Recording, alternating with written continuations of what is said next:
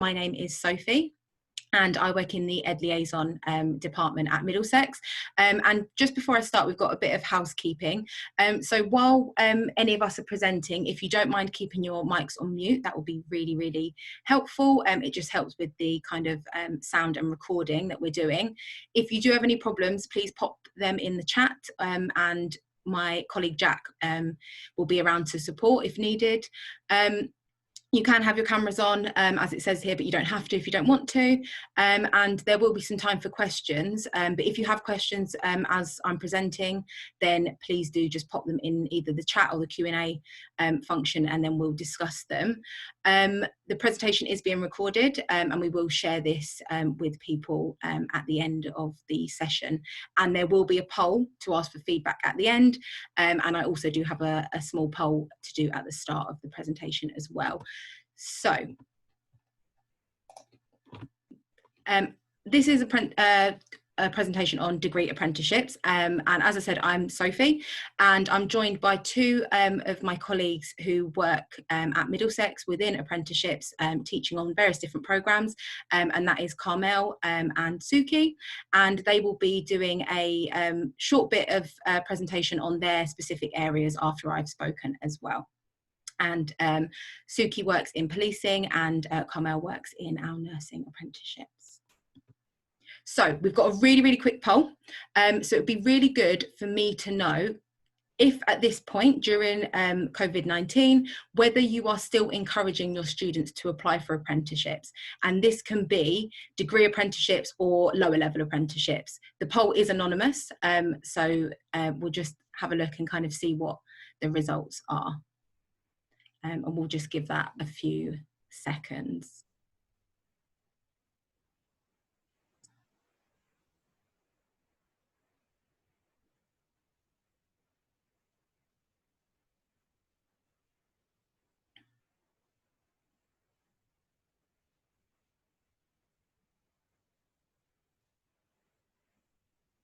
Okay, we can probably stop the poll if we've got some answers coming through.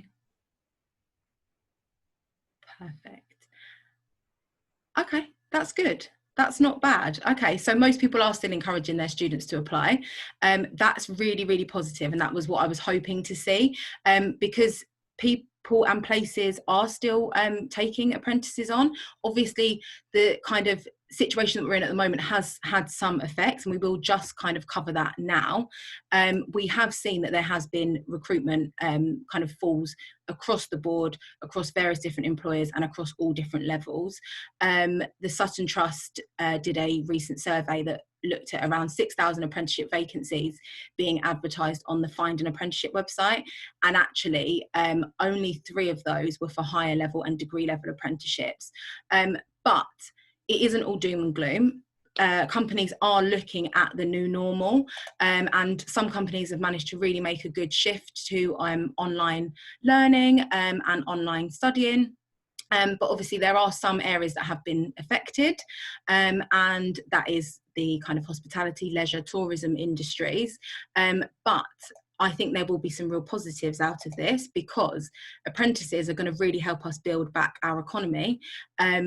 For those people that may have been affected by job loss during this time, they may be turning to apprenticeships to gain new experiences and qualifications, and actually degree level apprenticeships might be the way forward, because there are so many benefits to doing a degree level apprenticeship. And I think there's some real potential for growth in areas such as our public sector. I think it might have cut off the bottom of my presentation, so apologies. But basically what it says here is that COVID has shown us how important these vocational routes are into these specific areas. So that's why I'm really happy that I've got 2 colleagues here who will be able to kind of talk you through health and policing, and you know how that's working during this time. So I think it's really, really important, regardless of where your students are or what they're thinking of doing moving forward, that we do still encourage degree level apprenticeships the same way that we encourage students to apply to university. So there are real benefits to applying for a degree apprenticeship. One of those is that there is no student debt, and not many students know that. We go into schools and colleges and provide good IAG around applying for degree level apprenticeships, and they don't realise that they actually get paid for the learning that they do. They can earn a really good salary while they learn, and I think average is around 18,000 while they're learning, so that's not bad. And there's some really, really good career progressions. Degree level apprenticeships do work in a slightly different way to the lower level apprenticeships. So in college, they will be applying for a lower level apprenticeship, and actually the college or the training provider would act as the kind of middleman between the employer and the student. And in a degree level apprenticeship, that doesn't work like that. They are either already part of that company, or they apply to the company directly, and then the company provides a list of students to us. Some universities may offer direct applications. Here at Middlesex, we don't, but these are options. But actually, if someone has already started at a company and they want some career progression, then an apprenticeship at degree level is a really, really good way to do that. And then at the end, their earning potential does really, really increase, which is great. And then while they're on their apprenticeship, they get real on-the-job training, which is invaluable, but they can still experience the same student community that they would do while they're at university. And they can get a degree directly relevant to their chosen profession. So how does it work? I'm sorry if you already know this and I'm kind of telling you exactly what you know, but it is important because there are some differences, as I said before. They have to be responsible for their application. So they would see a job advert, and they can look on the various different websites, gov.uk, Rate My Apprenticeships, as well as Find an Apprenticeship. UCAS even have apprenticeship vacancies on there now. So if you have students who are thinking about doing a university degree and an apprenticeship, then they can use UCAS to look at both and kind of make a decision. They apply for the job, they submit their application, they hopefully then get shortlisted by the employer, have an interview, and then they are then appointed by the employer. It is important to know though, employers will have their own requirements for each apprenticeship, but also as a university, universities or other training providers that are offering these higher levels will also have their own requirements. At Middlesex, it's 2 A levels or equivalent. We do take previous apprenticeship qualifications as well, but we do need students to have at least a level 2 in English and maths or equivalent. So that could be GCSE functional skills. And they may be required to also submit other information such as a portfolio or information about previous study, things like that. But it is good to know that apprenticeship vacancies will appear all the way through the year. So there isn't a set time that they need to apply for them like there is for university. But I would say encourage your students to apply. Don't wait until the deadline, because often if a space becomes full, then companies may close their vacancies early. So how can you help? There are a number of ways that you can support your students with applying. You can get someone like me in to talk to your students and discuss the various options. My colleagues Carmel and Suki, they can also provide information, advice and guidance about the specific areas. Students can come to open days and still talk to people about these while they're looking at other courses or full-time degrees. They can get a sense of whether one or the other is more relevant for them. But there are some specifics that you can help them with in terms of applying. So they will need to have a CV, they will need to write a cover letter, and actually it's good for them to find out a bit more about the company. So there are some skills around developing those that as a school or college you can support them with. Get them prepared for online and face-to-face interaction, probably more online during this current environment, but actually it is different, and setting up their computer correctly, where they're going to be looking while they're talking to their interviewer. All of those sorts of things are tips and tricks that are really, really helpful for them to kind of ace their interviews. Also get them to practice. We've got a range of websites that we can suggest to you. Rate My Apprenticeships has a really, really good guide that talks them through the application process.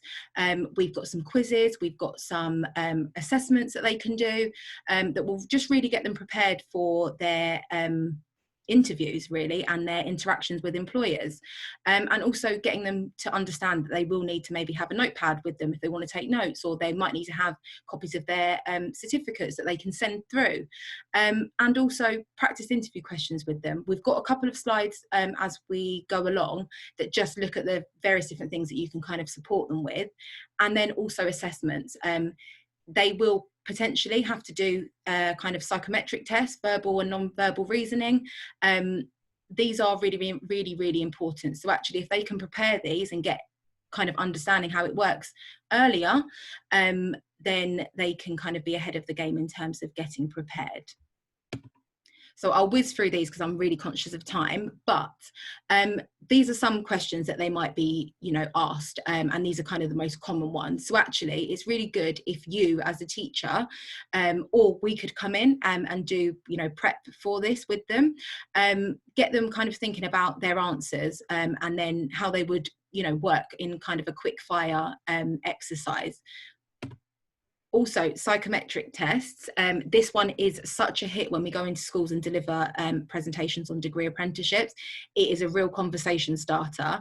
It can get a bit heated sometimes, but it is really good for kind of bringing them back to life while we're talking to them about what degree apprenticeships are. So this is just an example of something that they might encounter when they're on a assessment, and it's looking at which square would kind of fit into the box at the bottom.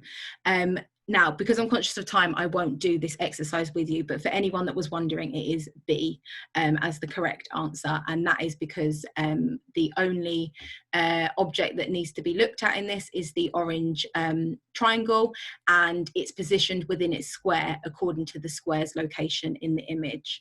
But things like this are really important. It kind of just gets them practicing, ready for when they might have to do it. And also interviews, getting them to understand that they do need to have a professional setup when they're having their interviews. Check that it's quiet at home. I know that's really hard in this current situation, but actually it projects a professional approach. Check that all of their software is working, that their computer's plugged in so that it's not going to die of battery halfway through. Actually getting them to understand that they can also ask questions to employers as well, and perhaps if they have questions that they want to ask the employer, that shows that they're really engaged and gets them to kind of understand a bit more about what it is they might be doing when they're on the apprenticeship, a bit more about the company. Things like that are really good. So as a university, we work with loads of different employers, and hopefully at the end, if there's time, there's a short video, or I will send it round in the follow-up correspondence from Royal Mail, and it just shows how important apprentices are to the company. Not only do the students get a lot out of it, and it really helps to kind of inform their learning, inform their experience, and give them real career progression, but actually as a company, the companies that we work with are extremely grateful for the apprentices that they have, because they help to really shape the businesses and kind of work in new and very innovative ways as well.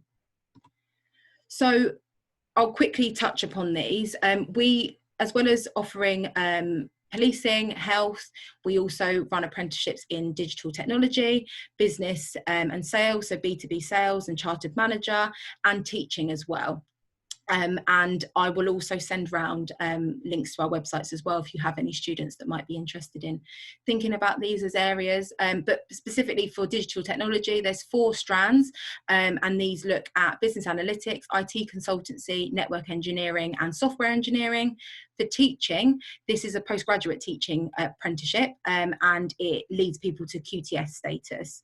And for business sales and chartered manager, B2B sales, we work with a company called Concilia to deliver this apprenticeship, and they can look at various different things such as like manufacturing, pharmaceuticals, fast moving consumer goods, and typical modules on these would include things like commercial awareness, customer experience, psychology of sales, negotiation, market insight, things like that. So I'm aware I've talked for a lot, so I'm going to hand over to Carmel, who is Senior Lecturer in Adult Nursing, just to talk through these apprenticeships. Hi, good afternoon, everybody. It's a real pleasure for me to be here to be presenting from the health team. Apologies, I didn't actually prepare anything, Sophie. I didn't realise I had to prepare a presentation, but I'm just going to talk to you about the apprenticeship in terms of the nursing programmes that's available here at Middlesex University. So we do have the traditional nursing BSc available via the apprenticeship route.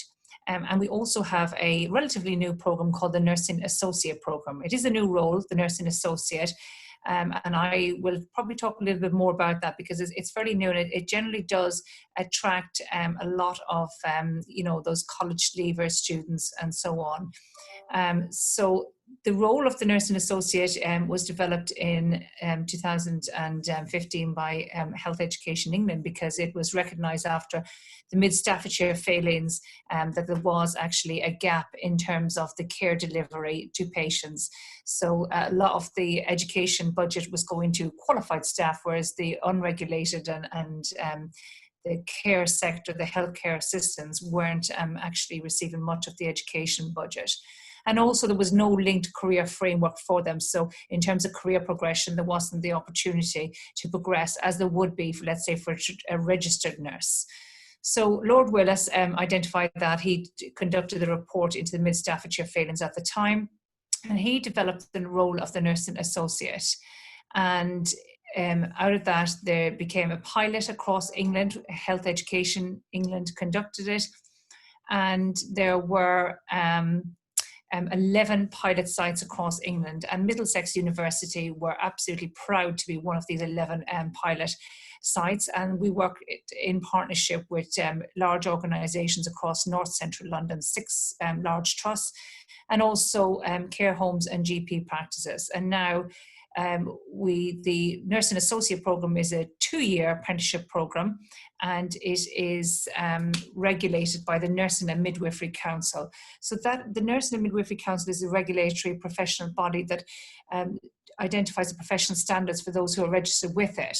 And that is the key with this in terms of this role is going to be in practice, it's regulated. So there is accountability in addition to the existing responsibility with this role. So the Nursing Associate provides a fundamental care to bridge the gap between a healthcare assistant and a registered nurse. And on qualification, after 2 years of training on the programme, there is the opportunity for career progression onto the traditional BSc route via the apprenticeship route and funded by the employer and to come through that route. So it definitely recognises the opportunity for career progression, as it is a linked career framework. I'll just tell you a little bit about the programme, the Nursing Associate Programme. It is a 2-year programme, and within that 2-year programme there's fundamental modules delivered. So the first module that is delivered is that transition module. It's a study skills development modules, and that supports the student transitioning from a previous job or from college, and very much supports their independent learning ability. So it's very much about study skills and practical skills around that, and managing their own time and submission of essay work and structuring essays, referencing and so on. It's a very good module to support that transition to university. We also have a module in year 1 on the scientific concepts of anatomy and physiology and body systems. So this is biology, but also obviously taking that to a greater level, and looks at the anatomy and physiology and social and behavioural sciences that are involved in caring for patients. There is another module which looks very much at the professional attitudes and the values of these students and supports them, the transfer of these skills to practice and developing them for the nursing associate practice. There's also a key practice module which has a practice assessment document, and it supports the trainee nursing associate in practice developing core care skills to be able to become competent in a greater level of care than they may have already provided. Now, a lot of the nursing associates come onto this program. They're called trainee nursing, they're all called trainee nursing associates while on the 2-year program. Now, prior to coming on the program, some of them may have already been healthcare assistants in their actual employer, in their organization, or some may have not. Some have had minimal care experience and actually see this as an opportunity to become an apprentice, to become a nursing associate. To apply, it's very similar to what Sophie had identified. The apprentices are employed members of staff, and therefore, if they weren't within that in employment and in the healthcare setting, they would see a job advertisement that was looking for an external member of the community or the staff to come into the workforce. And as Sophie said, obviously they would have to meet those the requirements of that role and then be eligible to put onto the apprenticeship program, but it would be advertised as an apprenticeship opportunity. It is a 2-year training program, the Nursing Associate program, and obviously the nursing program, the apprenticeship program, is a 3-year program, and they're funded by the apprenticeship levy. So in terms of what we offer at Middlesex University, we have a very experienced program team, and our staff come from a diverse range of academics, and we're very experienced in research, in lecturing. We're also external speakers, and we also have service users involved in our teaching sessions. We very much develop their own autonomy, the students, and a lot of peer learning goes on as well. We have an inclusive curriculum, and what we mean with that is we just have, like, everything is standardized module pages, so it's easy for the students to get to know their way around the online learning resources, and lots of support strategies in place. We have a confidential counselling service. We use canine friends as teaching assistants, dogs who are supporting, and particularly popular during assessment periods, and a lot of students seem to like this because it does relieve a lot of stressors. We have an extensive library team who provide a lot of support. We've the counselling teams, as I said. We also have our health and well-being team, and so on. So lots of resources available.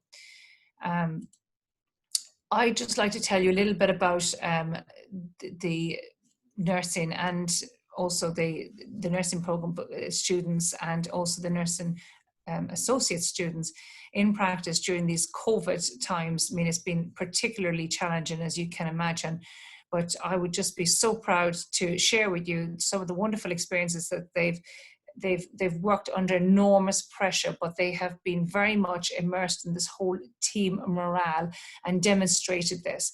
And it is just absolutely so rewarding to lead on a program that you can see such positive attitudes and behaviors in practice, and them only in a training apprenticeship role at the moment. They have absolutely risen to the challenge, and out there delivering fundamental aspects of care. And many of them have been redeployed into other areas, and they have took this on board and welcomed this. And that's been a wonderful opportunity for them, because it's allowed them to work in different areas with diverse teams, different patient settings and patient groups. Obviously, a lot of support has gone into that. We have, as a university, we have forums with our students regularly. We set up Zoom meetings. We have lots of interaction. It's very much a partnership approach. So when we're delivering this program, we're delivering it as a partnership with our employers. So there's a lot of continuity, a lot of communication, a lot of support. It's very much so in an apprenticeship terminology, we talk about the tripartite approach. And what that means is tripartite come from 3 parties. It is one party being the provider, one party being the employer, and the other party being core to this is the actual apprentice. And very much it is a tripartite approach. We have regular tripartite reviews, which we go into practice and meet with the employer and the actual apprentice and the provider. We all sit in a meeting and we discuss the learning plan for that particular apprentice, and how that apprentices progressing, and if there are any challenges, what we can do about, what action plans we can set to support. So there's a lot of support available to these apprentices. They go on then to complete their 2 years, and we do have some qualified nursing associates in practice at the moment, and they have been very much recognised in the National Health Service in terms of the you know, in terms of policy, very much their role is included as being fundamental and, you know, making a huge contribution to care. It's really about, you know, this program offers the opportunity to widen participation and try and encourage more eligible applications into the program, because those that do join the program not only find it a very rewarding experience, but it's also building life skills. Many of these skills are transferable, and what we also offer is different placement opportunities. So they may be employed in a particular area, but in addition to that, they may be working, let's say, for example, in an acute hospital. But what we do is we provide external spoke placements. So on those placements, they have the opportunity to go out and care for patients across the lifespan. So we're talking about child, adult, and elderly patients, but also different fields of nursing. And when I say fields, I mean pediatrics, learning disabilities, mental health, and across the different care settings in the patient's home, near to the home, and in the hospital setting.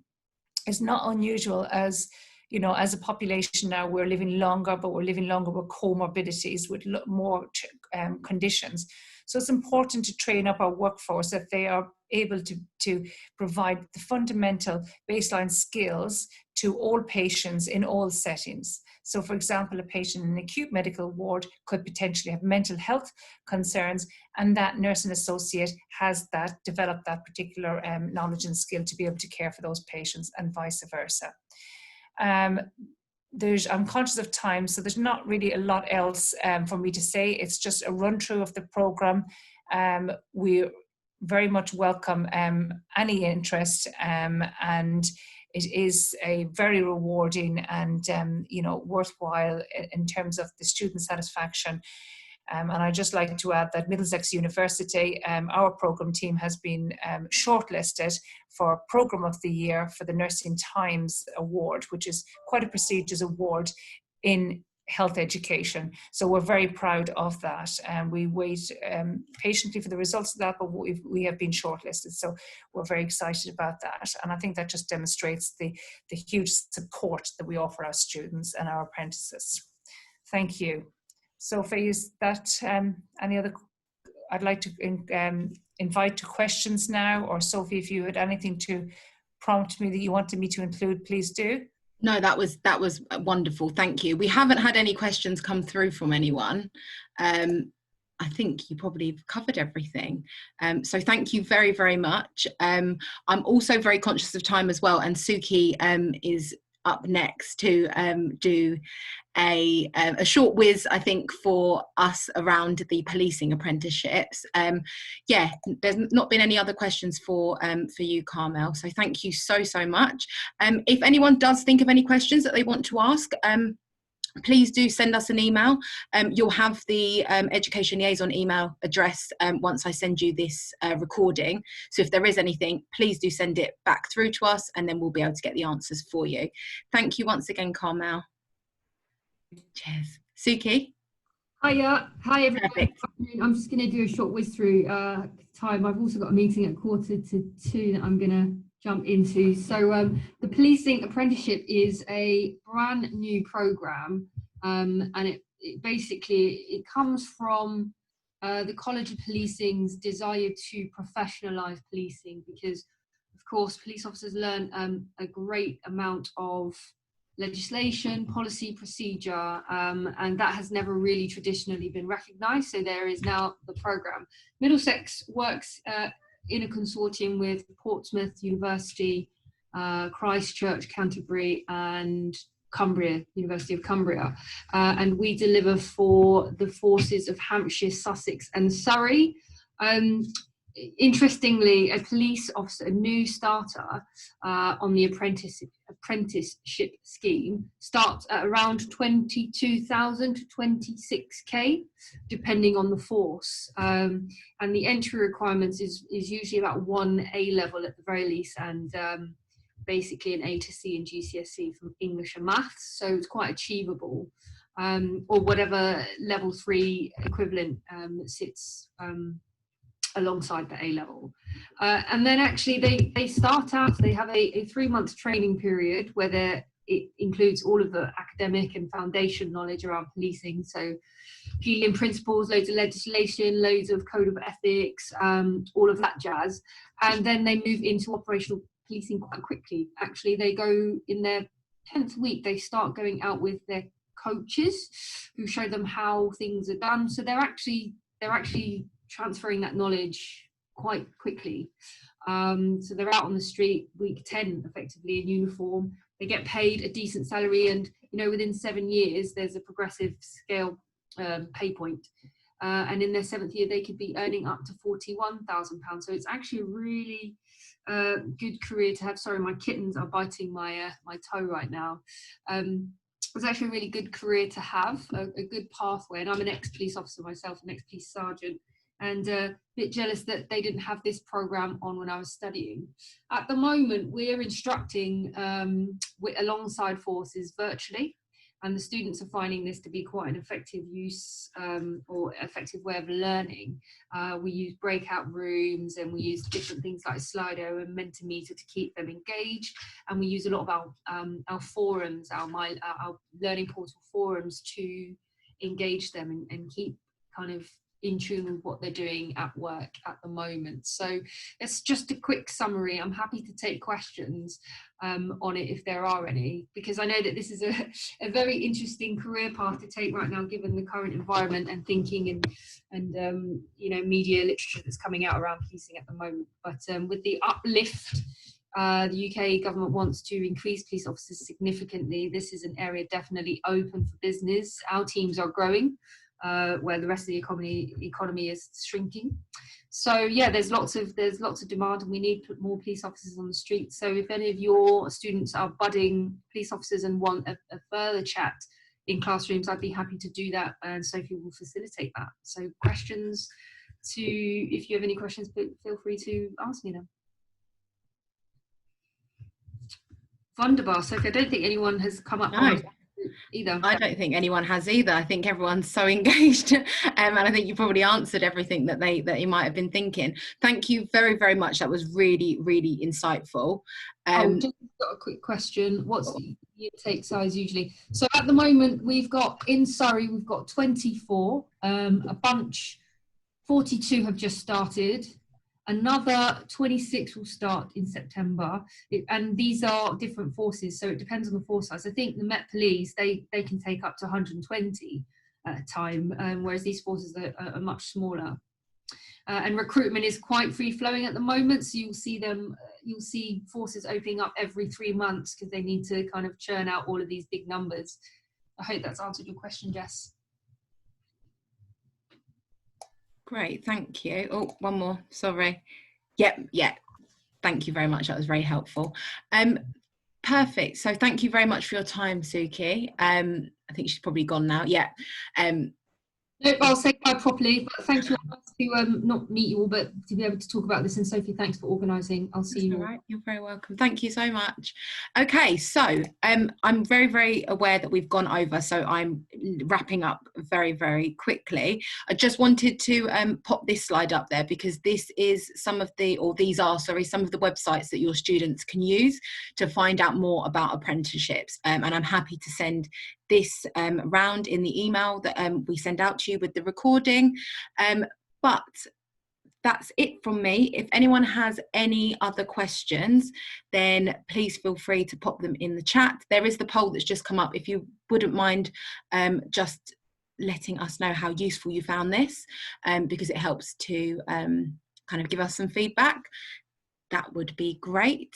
And then once you've done that, we're finished, unless anyone has any questions, and you're welcome to unmute if you want to ask these questions.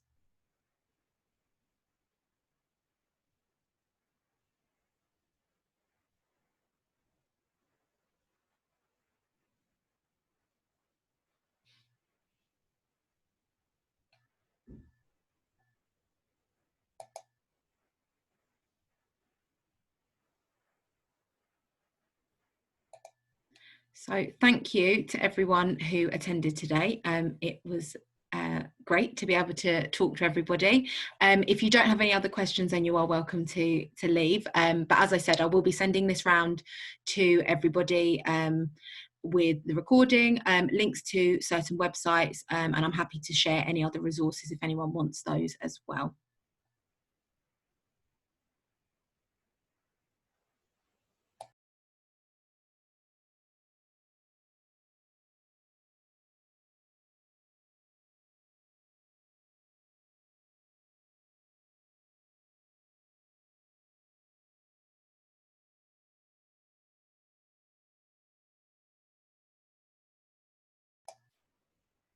Okay, I don't know if there's any other questions. If not, I think we'll end the meeting there. So thanks again for everyone that came today, and I will speak to you all soon. Thank you.